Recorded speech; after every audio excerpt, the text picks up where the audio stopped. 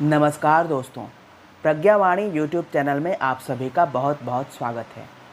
आइए इस वीडियो के माध्यम से समझते हैं कि एक दृढ़ इच्छा से संपन्न व्यक्ति अपने जीवन में क्या क्या कर सकता है।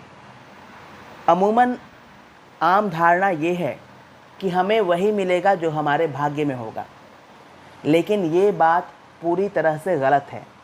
जिस तरह से एक माँ बाप अपने पुत्र पुत्री के लिए बहुत उदार होते हैं, इसी तरह से ईश्वर भी अपने राजकुमार अर्थात अपने पुत्र इंसान के लिए उतना ही उदार है और उस इंसान की इच्छा शक्ति, दृढ़ संकल्प ही उसको सफलता या असफलता दिलाता है।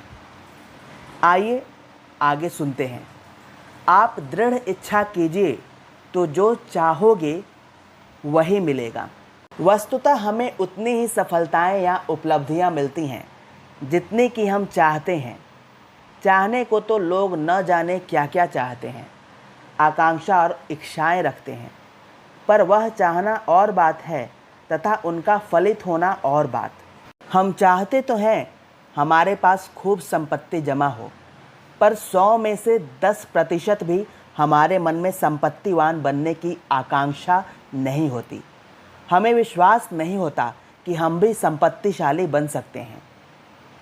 पानी में डूबते समय जैसे तीव्र आकांक्षा होती है कि हम बच जाएं और तुरंत हाथ पांव मारने लगते हैं। अपने शरीर का दबाव और पानी की उछाल शक्ति की हड़बड़ी में ही सही संतुलन बिठाने लगते हैं और फलस्वरूप तैरने लगते हैं।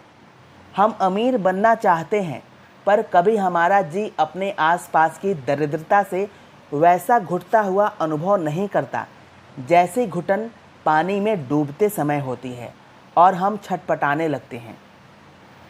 इस तीव्र आकांक्षा के अभाव का भी कारण अपने आप के प्रति अविश्वास, अपने आप का अवमूल्यन, अपना मूल्य घटाकर देखने की कमजोरी है।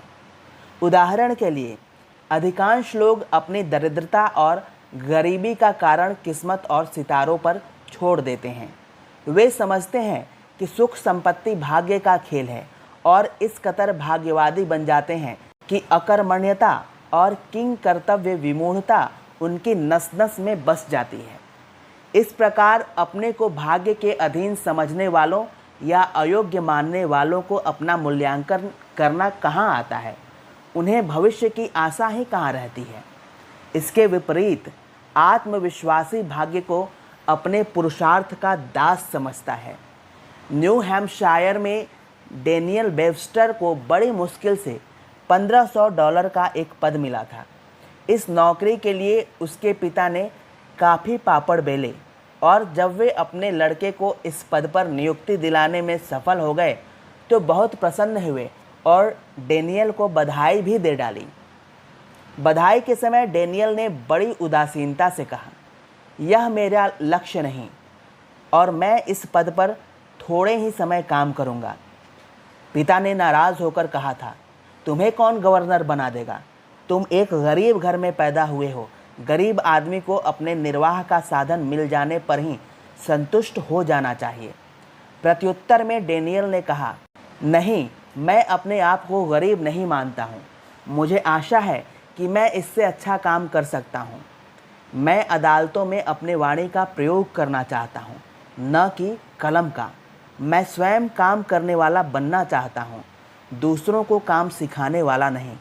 और इसी आत्मविश्वास के बल पर डैनियल ने अपने सपनों को साकार कर दिखाया। हम अपना मूल्यांकन करें तो हमारी प्रतिभा निश्चय का स्पर्श पाते ही जीवंत हो उठती है। इस संसार में मनुष्य के लिए न तो कोई वस्तु या उपलब्धि अलभ्य है तथा न ही कोई व्यक्ति किसी प्रकार अयोग्य। अयोग्यता है तो इतनी भर कि वह स्वयं अपने को उस उपलब्धि के योग्य अनुभव नहीं करता। यदि अपनी क्षमताओं को पहचान कर उनका विकास किया जाए तथा आत्मीयता की संजीवनी द्वारा उन्हें जीवंत बनाया जाए तो मनुष्य परमात्मा का राजकुमार कहलाने की स्थिति प्राप्त कर सकता है। पंडित श्रीराम शर्मा आचार्य। दोस्तों, अगर आपको हमारा ये प्रयास अच्छा लगे तो कमेंट बॉक्स में कमेंट ज़रूर करें और हमारे चैनल को सब्सक्राइब करना न भूलें। धन्यवाद।